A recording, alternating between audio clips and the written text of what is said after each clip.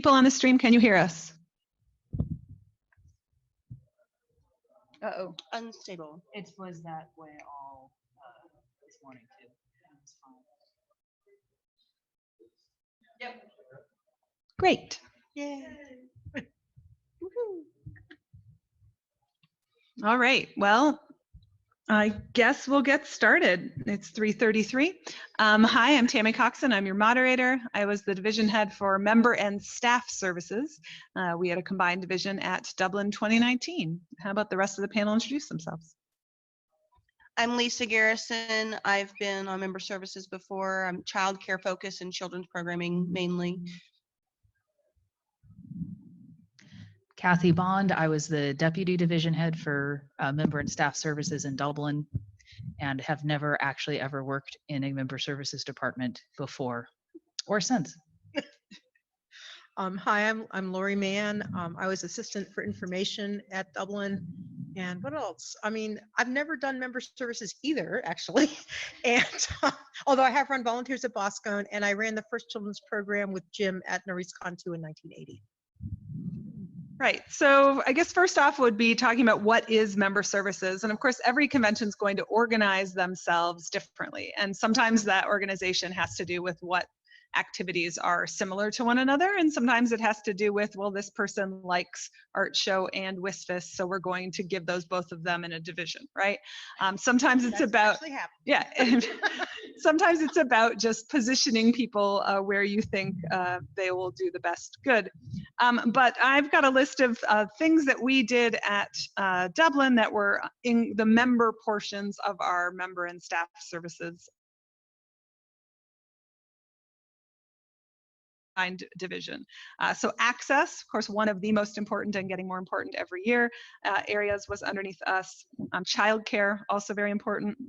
And then information, and that was, I think, the piece that I forgot coming in, how many different tentacles information has, you know, because I was thinking about the information desk at the convention, but then there's all the pre-con information stuff, and then who does the website related to that, right? Like if you think of website as being its own thing, where does the content for that come from that relates to information? So that was a big piece that kind of surprised me at its bigness.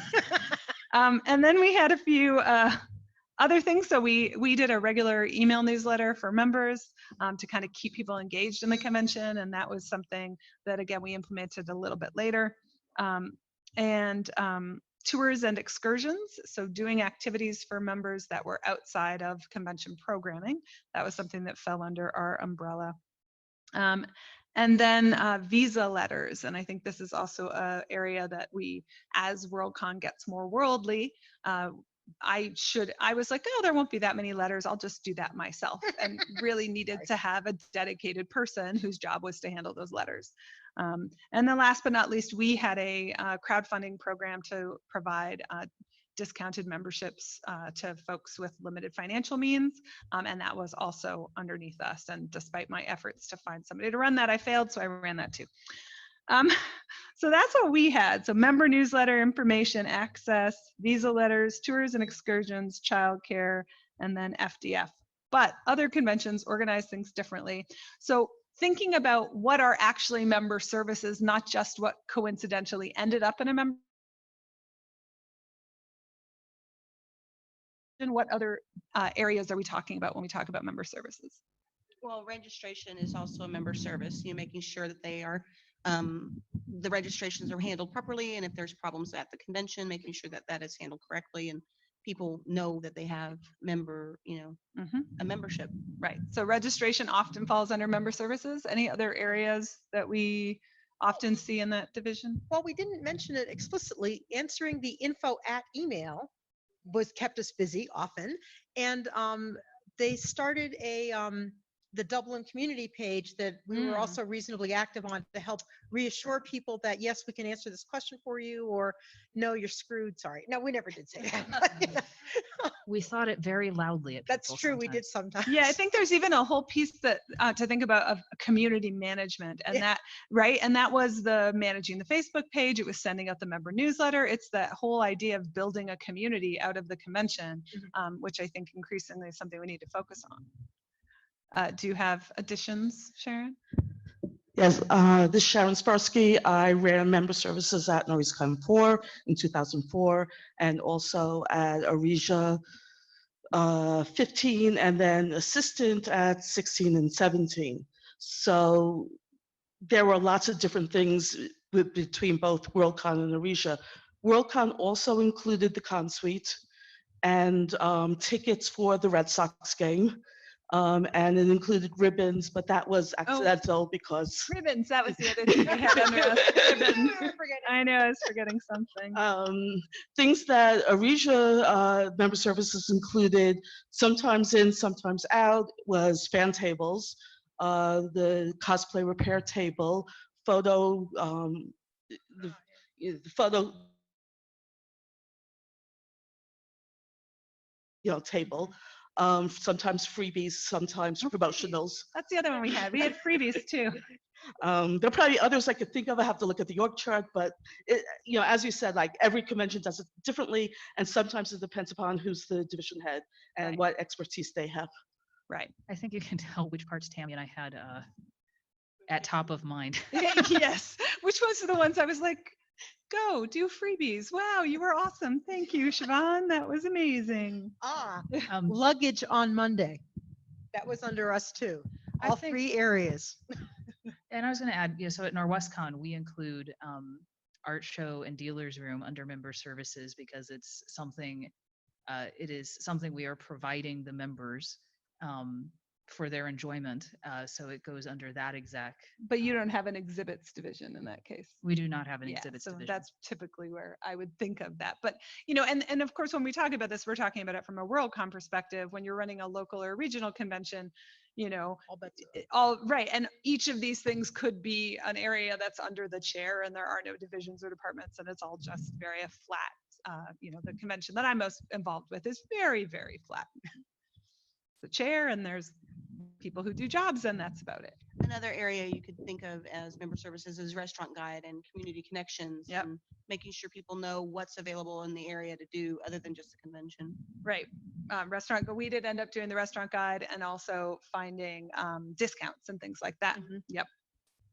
Yeah, one of the things I did a lot of web pages. I wound up doing like all the hotel web pages plus an FAQ and a little bit of a member. We sort of had a kind of a member services page, but anyway. And I think that's a really good question because there were a bunch of things, Laurie, that got dropped on you. That was Not necessarily because you were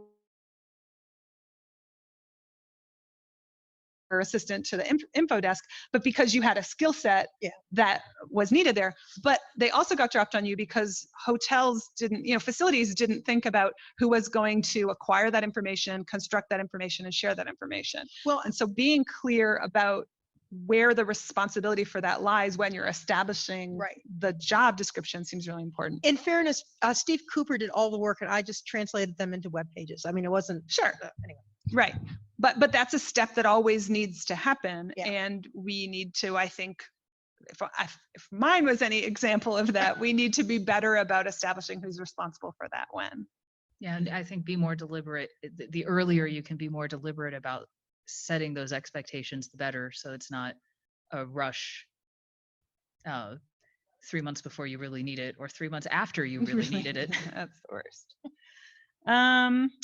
So there are very few of you in the room. So I guess, we could ramble on about what we care about, but why did you come here and what can we answer, talk about, discuss that would be beneficial to you? Okay. Again, my name is Tony Tong Xia from Chengdu, China. We're bidding for 2023. So yeah, actually we're here to learn, to understand what's the whole process. And I'm a bit puzzled about like what you just all talked about. I think that's all the conference about. I mean, the convention about why you have this single panel, because every panel deal with different like aspect of what you have already talked about. So didn't quite grasp what's this member service. What does it really mean? Right. So I see it as Please forgive being- my ignorance. That's the thing, member services intersects with lots of other areas. So, to use access as an example, facilities needs to think about access and how they're designing and how the facilities are being chosen, and whether you need ramps, right? So that's a thing that they need to think about. Program needs to think about access for panelists and where people and things like that. But for under member services, what the access area did was find mobility scooters and arrange for people to be able to rent those. They set up all the rooms to have reserved seating for people with access needs. They provided a place where people with access needs could come and get a sticker for their badge that would let them access special seating or skip to the front of the line. They had earplugs for people who had concerns about overstimulation, and because it could be loud, and they handed out a couple hundred pairs of earplugs to people. So it's that sort of thing that was just access. So thinking about what's the member experience and how can we make that better, and somebody needs to be thinking about all of those things. So it would be the member service would have a separate division, and it would be like the front line of every like division. There are Or lots services. of different structures from WorldCon to WorldCon, and some will put them under a member services division. Some might end up sprinkling things into other divisions. So that's a sort of a philosophical, organizational question for each group. But generally, there's some sort of member services division that includes some, but not all of the things we've talked about. Or like one thing that's changed over time and also changes over place depending on where you are is childcare. About 40 years ago, conventions had almost no childcare, and it's really only been for about 20 years that we got volunteers like Girl Scouts and other people to run our childcare. Now that's places, and we have to hire professional staff to do that. And so often now you don't have childcare at conventions because you can't find the professional staff. All the WorldCons usually manage.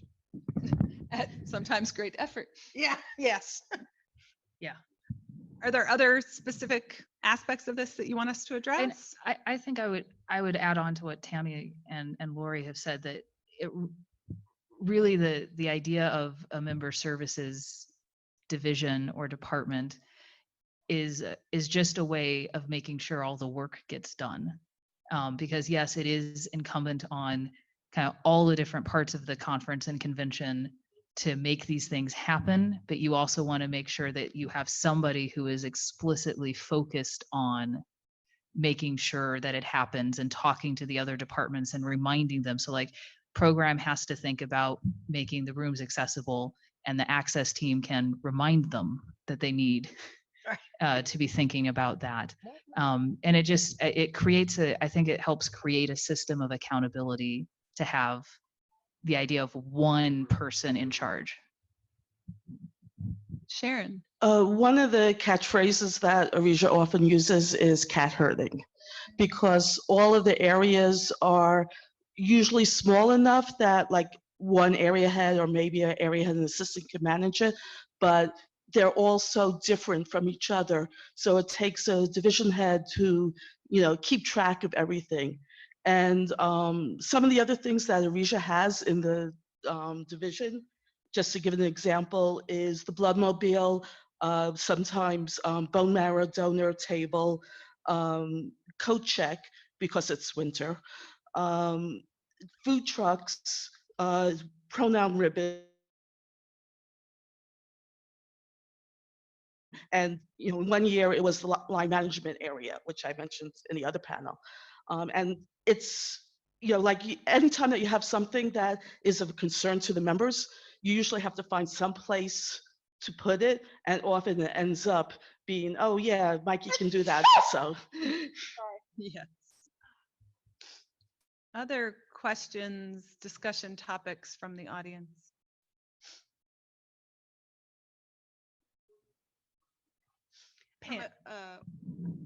From a childcare perspective, I think the key is communicating the uniqueness of like subsidies and things like that to the members, and so that's it can be complicated to, one, get that negotiated, but then also to communicate it clearly to the members so that they know that they're getting a benefit, and they don't have to pay the full price.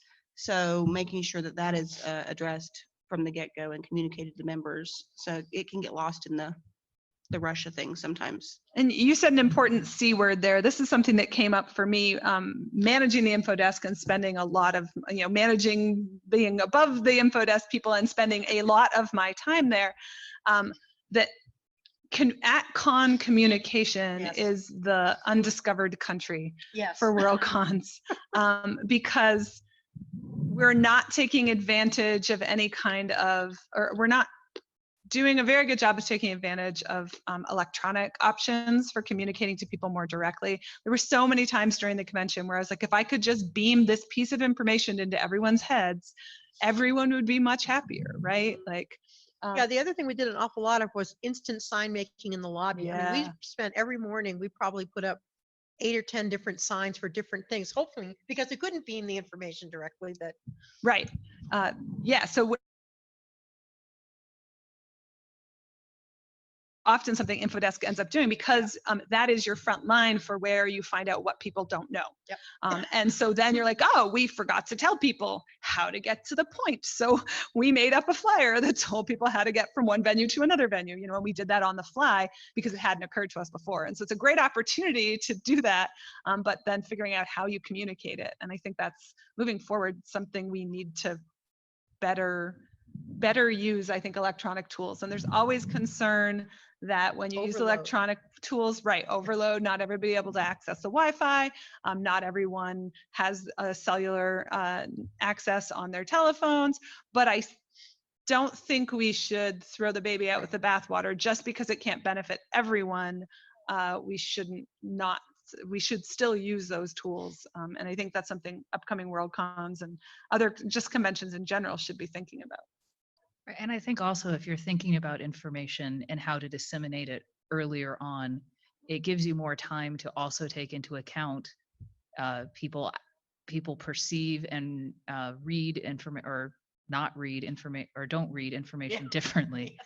And so it gives you more time to try to communicate in broader because we did, a lot of the on the fly sign making was good, but also left out people who are visual learners or who access things in a different way. So.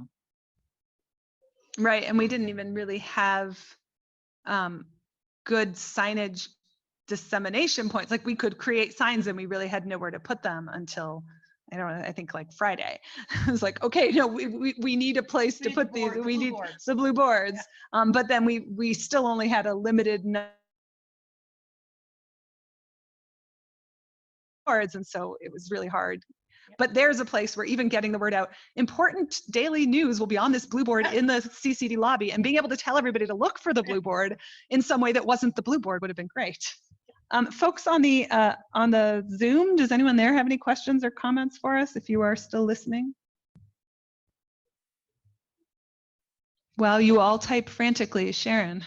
How much did you use Twitter or Facebook to get word out? One of the things that we did with the line management at Aresia is that the communications group wanted to give updates like on an hourly basis, how long the line at registration was. So we worked out a communication between us and them, and then Twitter for people to be able to find that on the spot.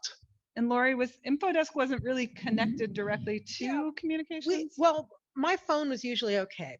So we didn't do much with Twitter because I think that was more viewed as the social media people, but we did a fair amount in Facebook actually, because what happened was technically we weren't selling memberships at the door, but sometimes the memberships were available, or we would say, if you can't come to Dublin, let us know right now and get your membership information here, and you can probably sell your membership, So we did things like that. We didn't do anything with lines. But I think that was something where a closer linkage between information and social media would have been actually really useful. And we didn't have it. I mean, social media was communicating things, but it was based on the daily division head meetings where it's like, oh, here's what's changed. We also, one thing that we did was after the feedback sessions every day, we would post a printout and also communicate electronically, like what we called "You Said We Did." So people would tell us that here's would fix it, and we would tell them that we fixed it. And so that we did via social media, but I think the linkage could definitely have been better. All right. Kate says, is the social media coordinator also the info manager, or are they separate departments? Totally separate departments for us. And that's what I think that building in some connections there would be really important. For us, social media was under promotions. And so that was also part of the disconnect in the beginning about who's responsible for a member newsletter, right? Promotions is emailing members, but they were like, well, mostly we're about getting people who aren't already members in. So once they're members, then that passes off to you. And it's like, okay, yeah. So kind of figuring out who is responsible for all of those things. But sometimes, in my experience, having that person be the same can backfire. So at Norwestcon, social media has floated between the chair or publications, depending on the year, and info manager has floated between the chair and the secretary. And for a year and a half, I was both. I still am the info manager, but I was also the social media manager. And in a lot of ways, you get great synergy in that way, because then I could see all these questions keep coming in and I'm just tired. I'm tired of individually answering them. Let's do a Facebook post.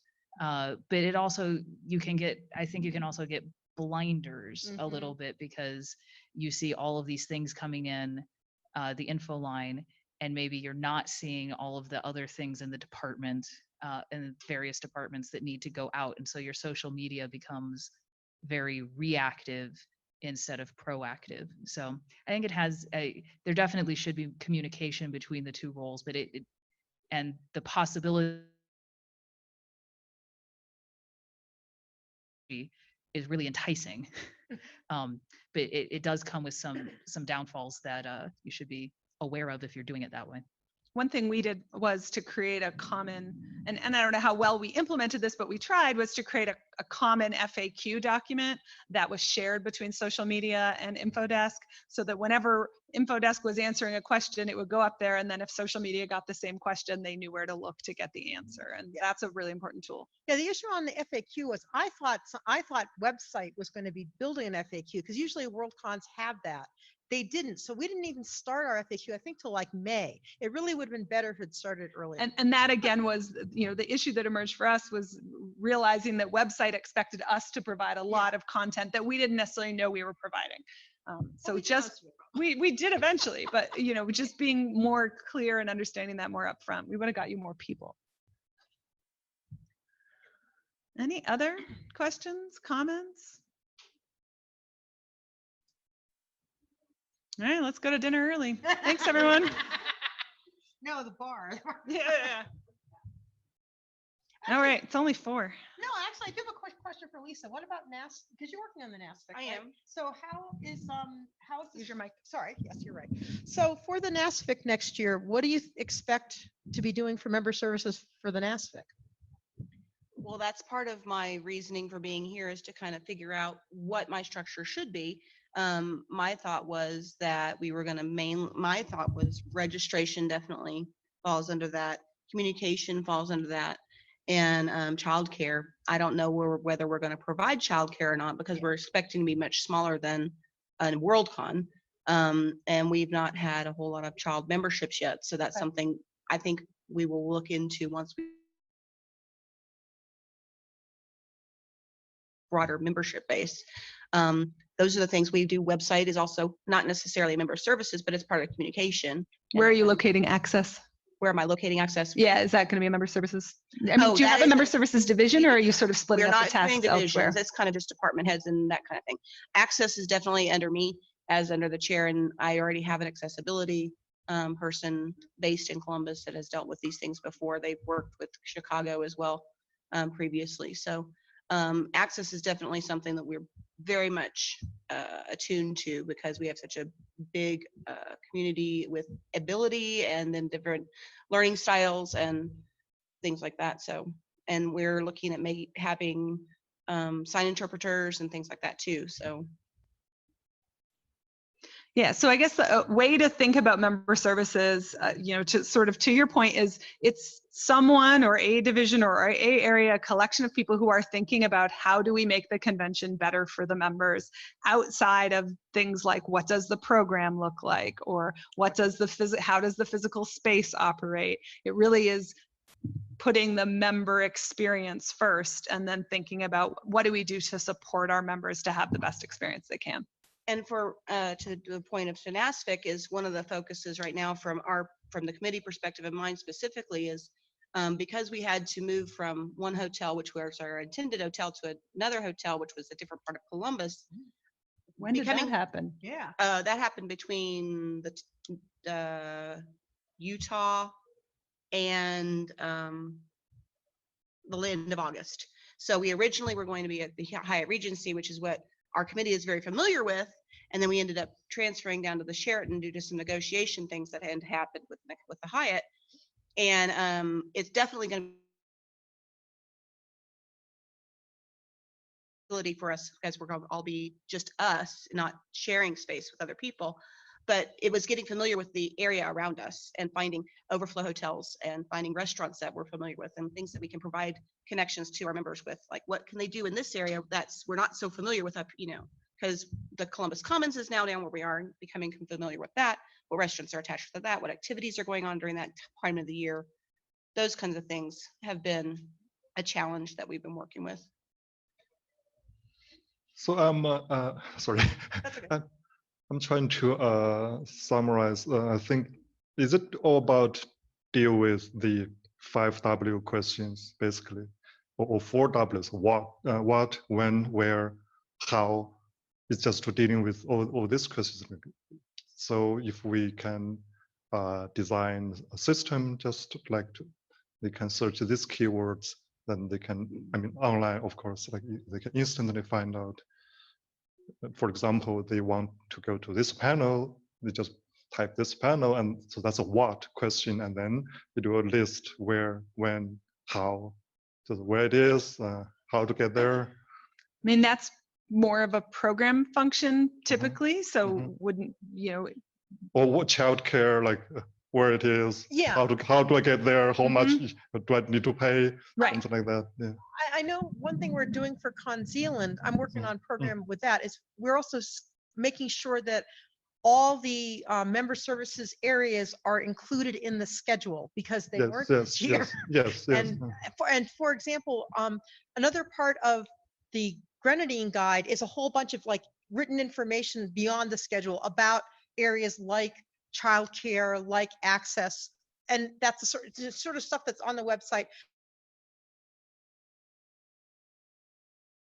The guide so people will have it on hand. Like last 2 weeks ago in Chengdu, we have a like thick program book, or like some maybe like film festivals, they have like this thick, it's like a Bible. You have everything there. Then in that case, then maybe you wouldn't like have this, complicated structure like info desk, social media.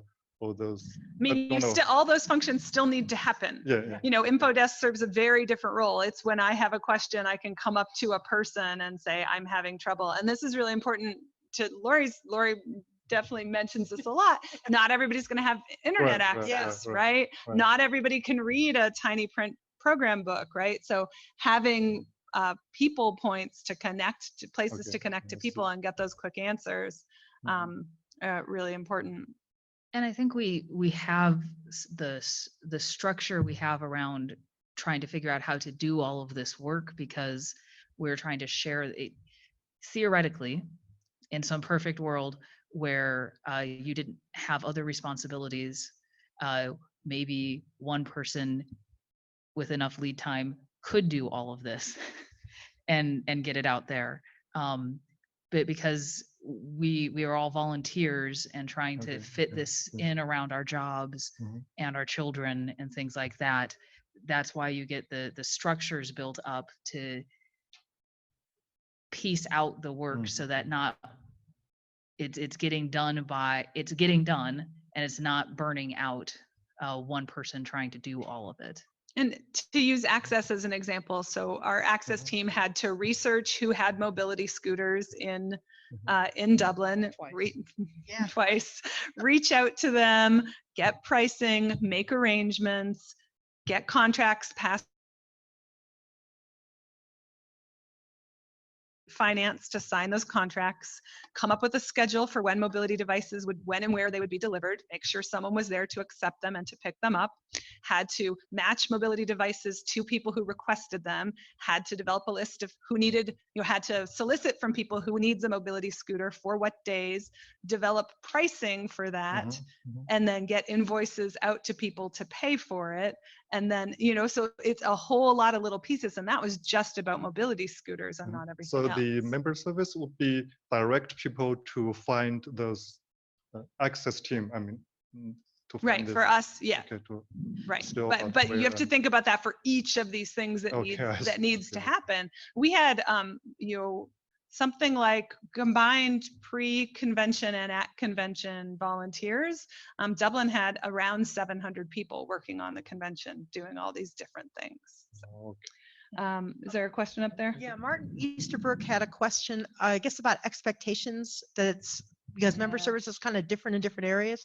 Sharon, do you think that's right?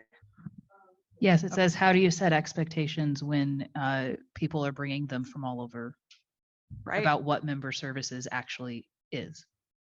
Right. And I guess one of the joys of a WorldCon, challenges too, is that we accumulate expectations from everywhere, and then we have to meet everyone's expectations wherever we are, even if that doesn't reflect how things are normally done in that place. Or a common example, the issue of signing, because it's almost impossible to get signing done for free, and it is too expensive. And it's not like we want to not make the convention experience more accessible to people with hearing disability. It's merely that afford it. So we do whatever else we can. We make sure we have seating down in front so people can lip read. They'll be able to have a little better chance of doing that, since we can't usually have a signer available. Right. And Ireland, had its own set of issues related to that, because would we sign in Irish Sign Language, British Sign Language, or American Sign Language, or all three? Those are three different languages, right? So we opted not to sign in anything.